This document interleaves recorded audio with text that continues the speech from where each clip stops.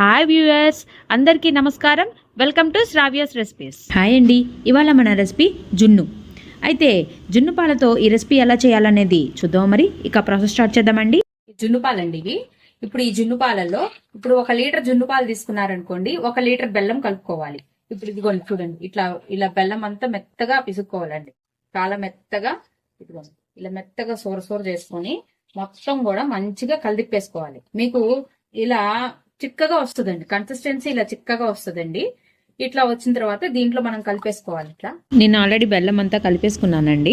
నేను ఒక 4 ఎలాచీలు దంచి దీంట్లో వేస్తున్నాను.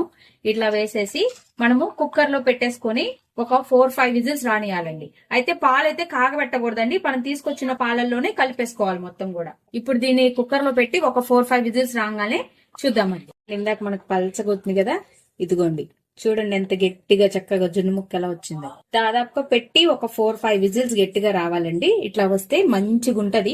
కమ్మటి జున్ను రెడీ అయిపోయింది. ఈ వీడియో కనుక మీకు నచ్చినట్టయితే ప్లీజ్ లైక్ చేసి, షేర్ చేసి, సబ్స్క్రైబ్ చేసుకోండి. Thank you for watching Sravya's recipes.